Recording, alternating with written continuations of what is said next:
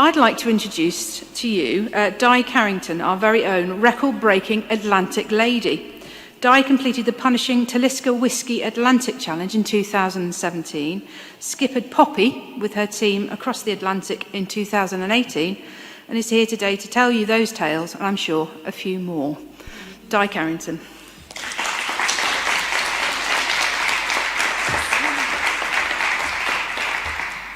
Thank you, Louisa, and thank you for inviting me here. It's a tall order to be the inspirational speaker, especially when you've been kind of locked in for 2 years, and I think everybody should feel very proud of themselves they've got here today, because it's not easy coming out, is it, after such a tough 2 years.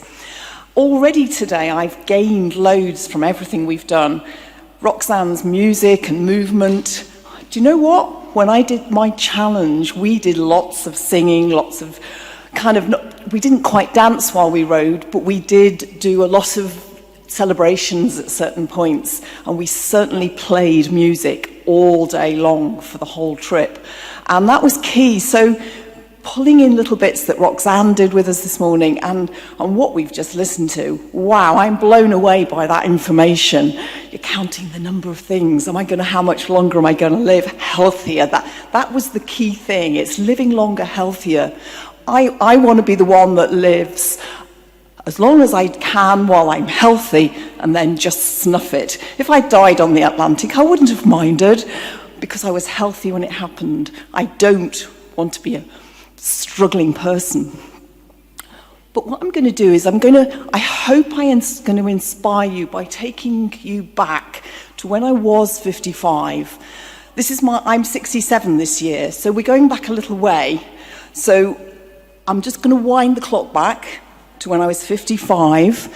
I'd been working in the NHS, like most NHS workers, fairly hard, and I ended up burning out. And on my 55th birthday, I sat in my GP's surgery in tears, totally in a mess. Life wasn't worth living. My body was racked with pain. All my joints hurt. My jaws hurt, my shoulders hurt, my hips hurt. I was walking like I don't know what age to put on it. I was walking like an old woman that walks with a Zimmer frame. I couldn't sleep. I was so stressed, in such a mess. I was diagnosed with anxiety, depression, and I was put on medication. And I never expected that to happen to me. I hadn't had a day off sick in my life. So it was a big blow. It took me a long time to get out of that kind of black place.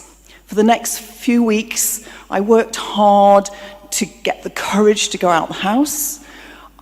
I was told I should go and exercise. I booked gym classes, and gradually I went to the gym because I had to book those classes, and I committed to them. But driving beyond Shrewsbury, and I only live in Pontesbury, driving beyond Shrewsbury was still a tall order, because I was still scared. All my confidence had been taken from me with that diagnosis. And I worked hard to keep getting better, because this wasn't the normal me.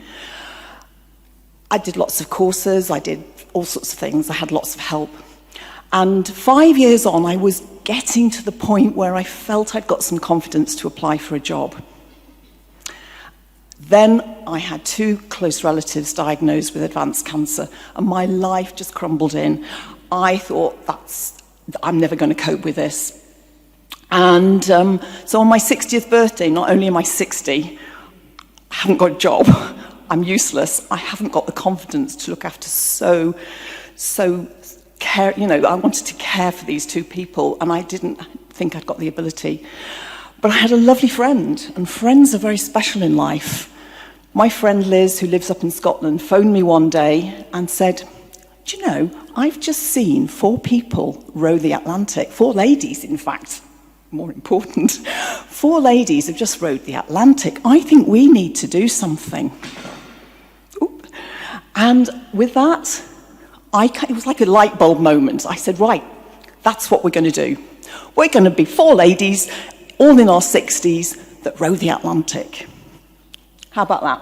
I hope I can inspire you to go out there today and look at the activities and think of something that is your light bulb moment. It doesn't have to be today, it can be another day. But from then on, I was committed, I was focused to doing this crazy challenge. The amazing thing is, I'd never rowed in my life. I hadn't a clue how to row. I didn't even realize that when you rowed, you go backwards. That's how innocent I was of rowing.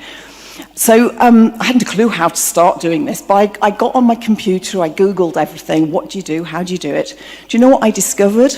More people have gone into space. This is when I was researching it. More people had gone into space than had rowed an ocean. More people set out to climb Everest each year than have ever rowed an ocean. And so I suddenly realized, oh, not very many people have done this. How am I going to do it? So, put my thinking cap on, more research. How are we going to do it? What do I need to do? I haven't a clue, really. Obviously, I needed to learn to row, didn't I? That was quite a good idea, learning to row. So, we're lucky in Shrewsbury. We've got a river, we've got 2 rowing clubs, and I decided to join the SARC club, which is Shropshire's Adventure Rowing Club. They row in big, stable boats on the river, and I joined that club, and we rowed for 3 hours, 2 or 3 times a week in the evenings. That was brilliant, because the majority were tough men, and when I set out what I was doing, they just laughed at me, but they kind of gave me a hard time, but all in good humour. But it was what I needed. So there was my rowing. I was learning to do it. What else? A boat. Okay, so where do you get a boat in Shrewsbury, or Shropshire even? I hadn't a clue. So I went to the Southampton Boat Show, thinking I'd buy a boat there. Nope. They didn't have anything like that. I asked lots of people, where's the ocean rowing boat stand? I had some very puzzled looks. Eventually, we discovered you have to find a boat builder. And we met the most wonderful guy called Justin Adkin, who lives in Beer, the little tiny village down on the south coast. And he builds boats for people. He had also, which was lucky for us, he'd also rowed the Atlantic in 2005, the same year that Ben Fogle and James Cracknell did it. And he'd given them a lot of help. So he was a gem. He made great cakes and gave us some cakes while he talked to us about it and built us a boat. The boat was called Poppy. He recommended we had her paint coloured in red so that the spotter planes could find us easily. Good decision. And he taught us a lot about the things we needed to know about the boat and the sort of things to think about as we did our crossing. Okay, so I'm rowing. I've got a boat. What else? Lots of kit. But I still don't know where we were going to do it and how. Then I discovered there was an organised event called the Talisker Whisky Challenge, Atlantic Challenge, and that was an organised crossing over the Atlantic that starts every year. Well, it used to be every 2 years, but they do it every year now. And it starts in La Gomera, which is a tiny little island near Tenerife, beautiful island, and it always tries to start on the 12th of December, and it crosses the Atlantic, the rowing does, crosses the Atlantic 3,000 miles to Antigua in the Caribbean. So I'd got a starting point and an end point now by joining this organised crossing, and I now know it's going to be 3,000 miles. Oh my goodness, wow. You think of the length of UK, that's not 3,000 miles. 3,000 miles is a bit more. No islands on the way, no harbours, no anchorage places. It's going to be continuous. Once you get going, you're on a run. There's no turning back. And the whole event is an international event, so there's a lot of publicity with it. 28 teams in our race, only 21 finished though. That's quite a big dropout. I'll try and fill you in on some of that as I move through. And the different countries were, there were 17, there was Chinese, Norwegian, Australian, German, Portuguese, Spanish, lots of different nationalities, all competing at the same time. A lot of people from this country, though, which is quite impressive. I guess because we're an island, aren't we? So seagoing people. The other great thing of joining such an organisation is that they ran courses. We had to learn things. We had to learn first aid at sea, because there's no hospitals out there.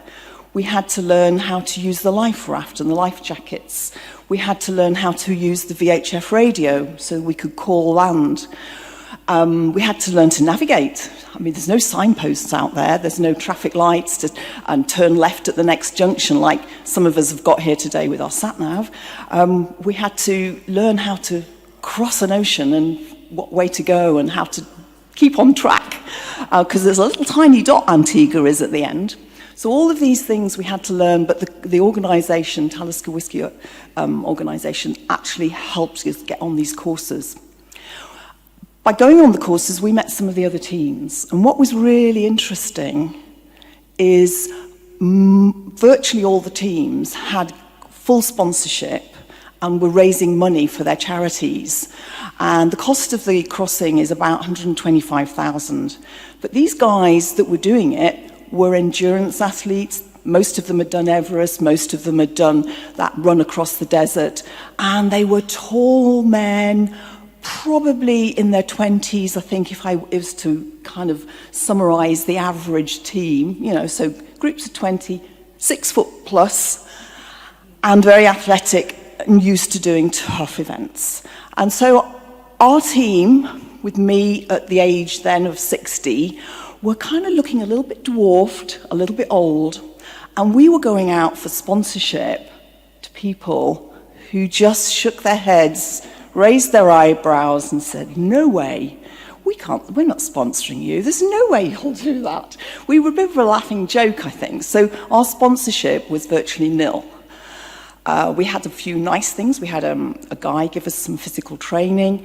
We had some Peppersmith mints. Trying to think what else we had. Oh, the top I've got on that's down on my chair, BAM gave us that.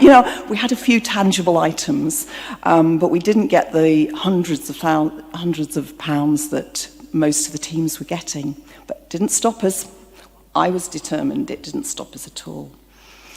I think gathering the kit together was quite a challenge. The money was probably the biggest challenge, but gathering the kit we needed together was a huge challenge. But because we were in an organised event, they gave us a list of kit. I think it was 32 pages long of all the items we needed, including our toothbrush and our sunglasses. But it had things like EPIRBs, personal locator beacons. It had flares, different colours, different types. It had all the things we had to use. We had to obviously have a toilet on board. Anybody know what toilet on board we had? Yeah, it was a bucket. It literally was a builder's bucket. And we had one that we used as a toilet and one that we used to do a little bit of washing in. And that toilet had to be securely fastened to the boat, otherwise we could lose it. And there was a team in our year that did lose their bucket. If you start visualising out on the middle of the ocean on a boat, you lose your bucket. Bit of an interesting problem. So we had this massive list of kit to accumulate. We had it all checked before we shipped Poppy out. And it was about October time we shipped her out. And then in November, we went out to La Gomera to join Poppy.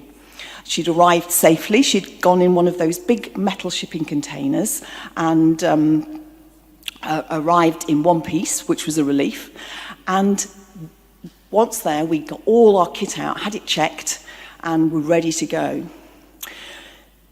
The year I did it was probably the worst year of the worst year known to the organisers weather-wise. Normally it starts on time on the 12th of December, but we got together in a room a bit like this, and actually it wasn't fit to go that day. So we were delayed 2 days, but on the 14th we set out. I'm going to show you something. I know there's no slides at the moment, but you're going to see a summary of our race, and you will see the kind of weather it was. We set out on the 14th. In the first few days, Everybody except us capsized. And we had such a good boat, we didn't capsize. Of those that capsized, 2 were totally catastrophic, which means they lost their boat and they had to be rescued. They had to put a mayday call out, and they had to climb up ladders and ropes to get onto big oil tankers and cargo vessels. Their stories are just amazing. The fact that they survived is amazing, but they did. I have met the one team, Team Tenzing, since then, and their story is just amazing.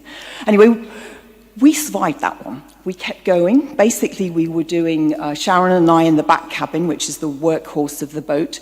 We did 2 hours rowing, 2 hours in the cabin, 2 hours rowing, 2 hours in the cabin, totally swapping like this.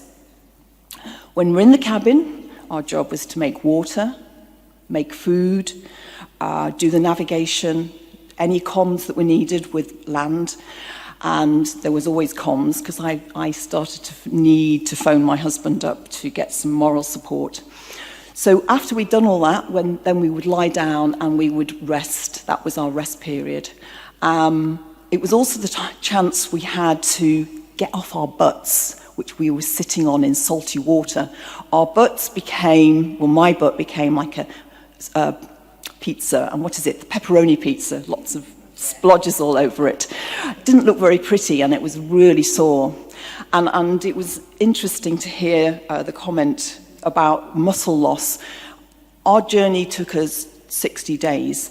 And that whole journey, we didn't stand up, we didn't walk, and at the end of it, my bum was flat, absolutely flat. There was nothing left on it. There was no muscle left. It was just a bit of skin on bone. So if you can imagine sitting on a rowing seat, bumping around on the waves, it was not a pretty sight at all.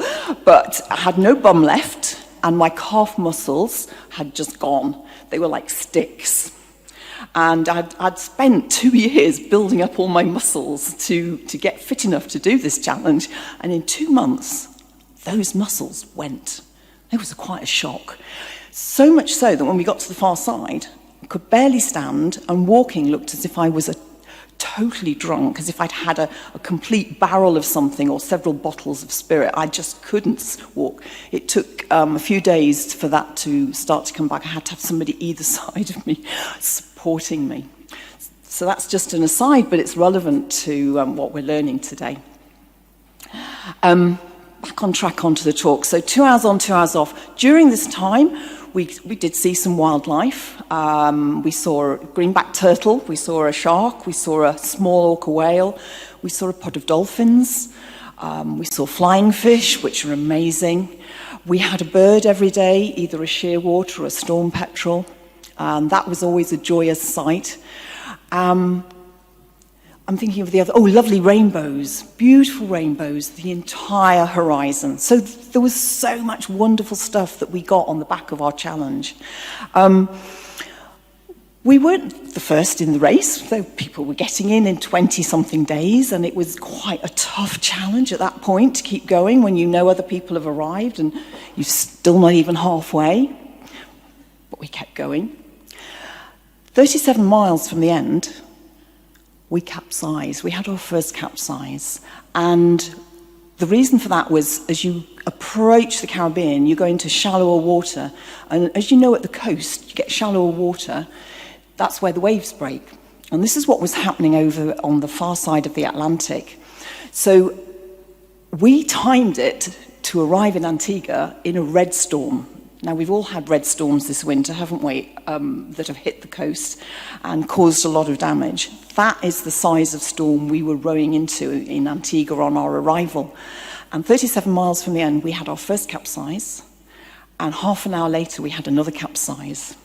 There is a lot more to that story, but I'm not going to dwell on it for too long because I'm very mindful that you need to get out there and exercise. I have written a book, and I have got a couple of copies with me, but if you want one and you go away, you can always get one on Amazon. It's called Atlantic Lady, and it shows you pictures, and it tells more about some of the stories I'm touching on and can't expand on. But those two capsizes nearly cost us our lives. We started to go off course, and we were going to miss Antigua, which was not a great thought. I didn't really fancy doing the Pacific as well afterwards.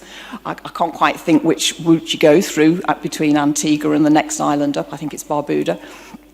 But I didn't fancy that, nor did I fancy landing on cliffs in a life raft. But we got there. We got there in 60 days, 18 hours and 34 minutes.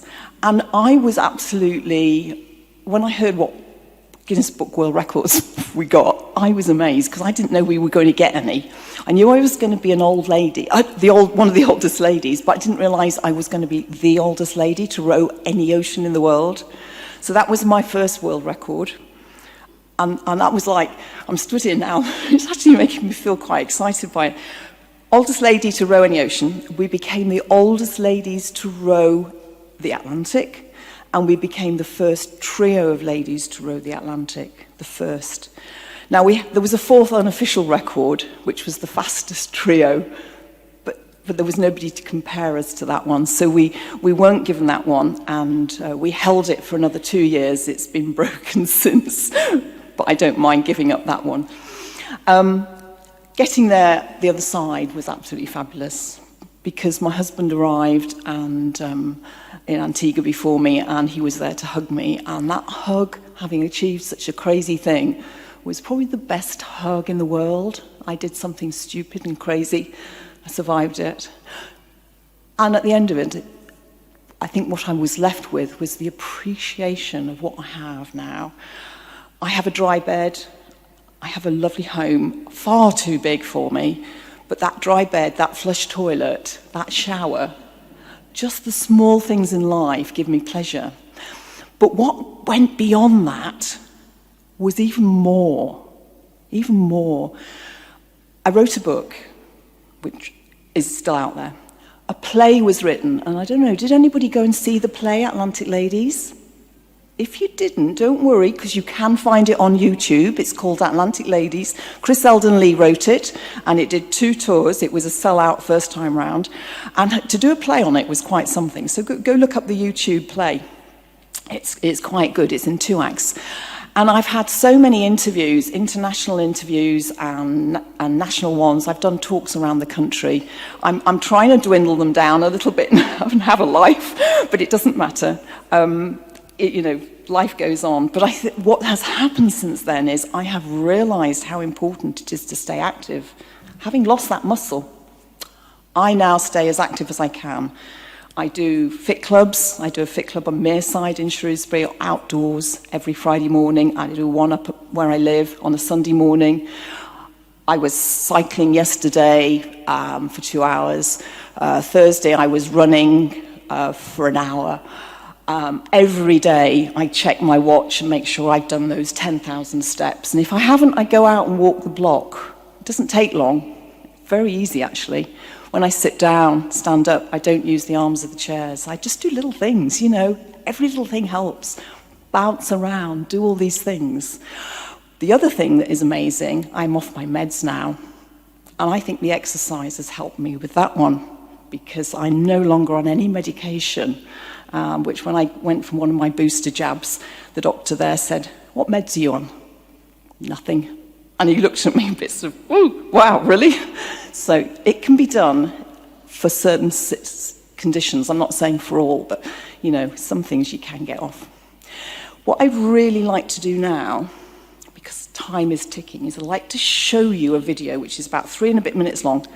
And it's a summary of our race. I want you to see if you spot me in there. I warn you, I hadn't got much clothing on. I had a hat on, I had a harness on and trainers.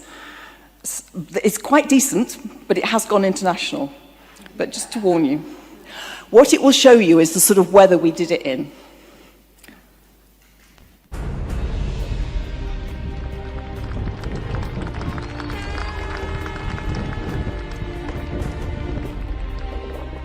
So we just started. You can see Lagomar behind us.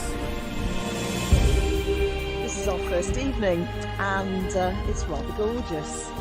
Where's Emma? Greeting from Emma!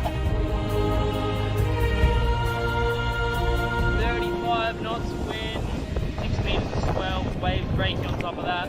It's just way too scary.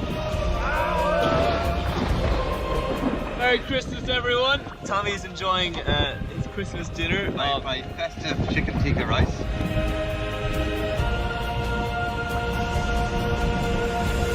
This year's race has been one of the most dramatic that we've seen in recent history.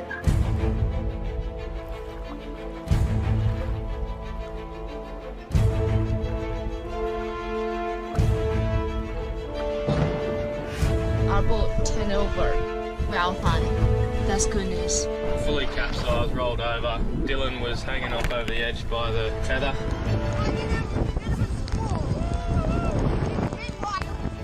Our calves doesn't have any muscles left. It's only like soft skin. Back-breaking stuff, honestly, over and over and over again. Torrential rain, freezing. We are in first place right now. At the same time, we're having some really big issues. I don't know how much longer we can hold this off. We're still pushing ourselves really hard every shift. I think our fastest speed is about 8 knots so far, so we're making some really good progress. We were in first, and then we saw our competition less than a mile off our stern all night. We are 13 miles clear of the Antiguans. We could be able to point some sprint finish. I'm sorry, this is Elida. We can see Antigua! Oh my god, this is exciting.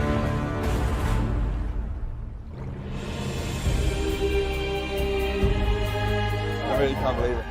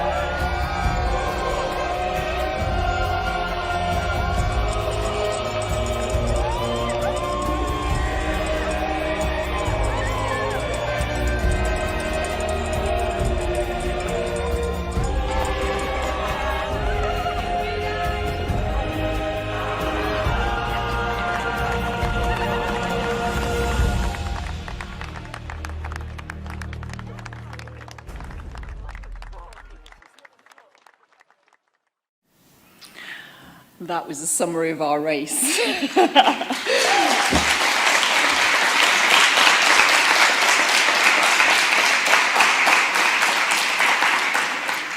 I'm very happy to take questions now, but I'm also happy if any of you want to talk to me afterwards when we're wandering around. I'm staying around for a little bit.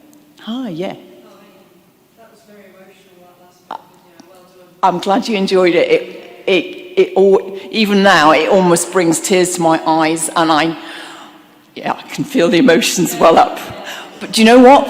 When I watched that first, the reason I normally do a talk for over a good hour, and I usually started off with the similar video of a previous race to ours, and it was watching the 4 ladies I talked about, watching them do it, watching that made me go, oh my God, I want that. I want a bit of that. Getting to the end, I can tell you, was like getting to the #1 position in a Formula 1 Grand Prix. They sprayed us with champagne, well, bottles, but I don't know if it was champagne or Prosecco, but they opened bottles of bubbly and sprayed it over us. They played music, We Are the Champions. And that moment was a moment of absolute, oh wow, it was a real high. It was 2:30 in the morning, but it didn't matter, it was dark. The foghorns on all the boats in the harbour were blasting out. It was magic. Thank you. I've never really been a follower of the Atlantic Challenge until last year when the Reeking Rowers started, and then I sort of started to understand, obviously, the masses around it and followed their challenge and that. And what I was going to say is, I mean, I've never seen anything like that, but they had a swordfish that went through the side. How debilitating would something like that have been?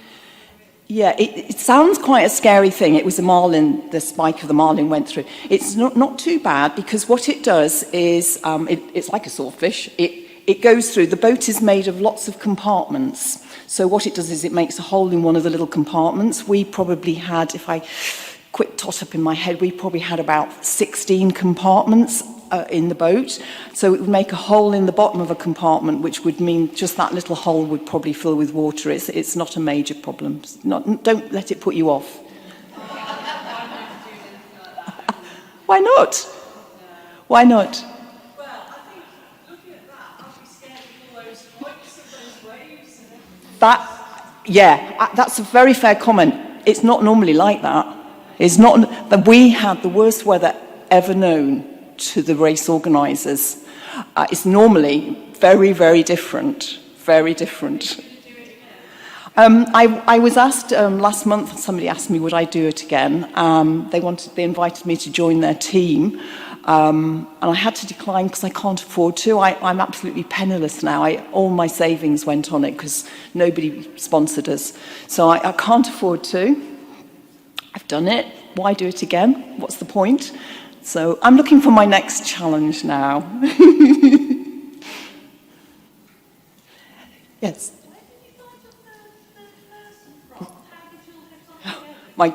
Yeah.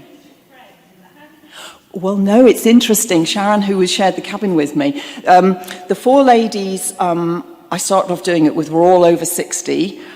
3 of them dropped out after about 4 weeks. So then I had to go and find the rest of the team. And I went to the rowing clubs, prospecting everybody at the rowing clubs. I asked everybody in the gym that looked about my age, I could go around here today. I'm rowing the Atlantic next year. Would you like to join me? Everybody was saying no, but the one lady who did join me, I was in a body pump class and we had Fitbits on our heart monitors and displayed as screens. And there was one person whose heart monitor kept showing she was going way up into the red zone where her heart was really going well. I thought, oh, she'd be good. So I found out who she was and I prospected her. It turned out to be Sharon, who is as little as me. I'm 5'4", she was 5'3", I think. And from then on, we got to know, she said, yeah, I'll do it. But yeah, we've become the best of buddies. And we had 4 members. We eventually got 4 members, but one dropped out just before we shipped Poppy out to La Gomera. So that's why we went as a 3. 3 is really hard because we had 2 rowing seats. So I ended up rowing solo all the time, which is hard. And Sharon and I just took it in turns. And when you're out there on deck by yourself in that weather, with waves in the dark, waves crashing over you from every direction, it's a little unnerving. You want somebody to hold your hand and speak to you. Any other questions? Yeah. No. No, I did that 3,000 miles and since then I haven't got back in a rowing boat and I hated the rowing machine in the gym, so I didn't use it, so no, I haven't. Good question.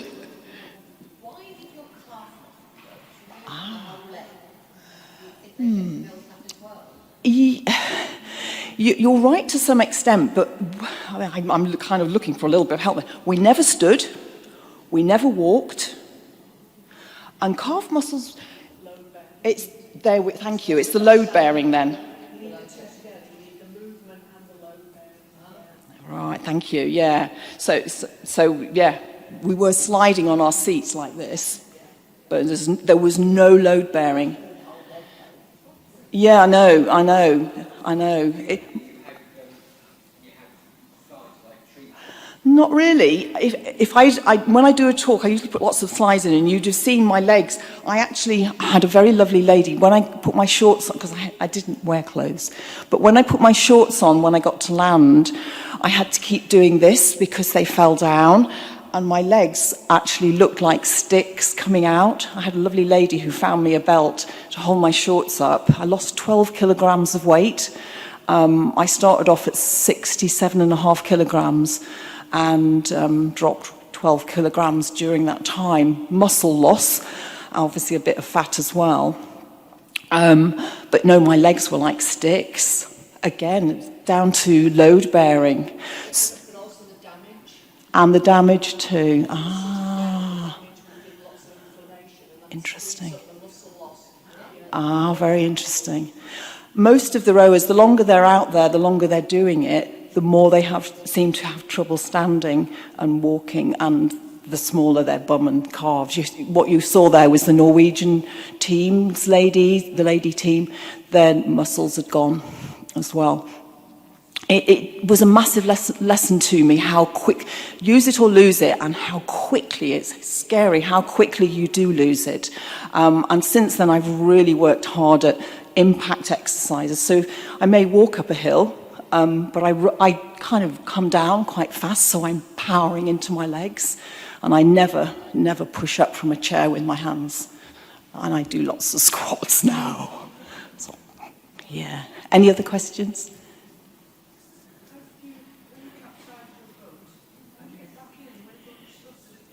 That's quite a good question, actually.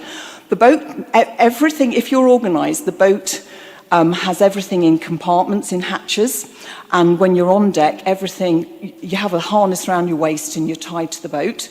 If you don't, that's when you die, if you capsize, because you drift away from the boat at a speed you could never people have died that way. Anything else that's on the boat is tethered to the boat with a lanyard or something.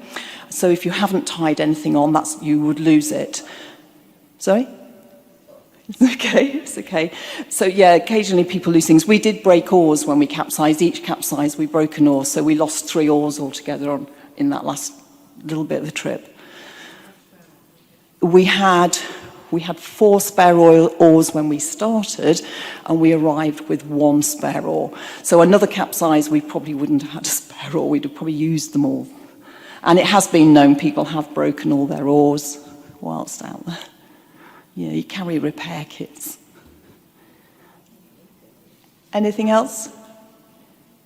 No? Don't be afraid of coming and saying hello to me. I don't bite.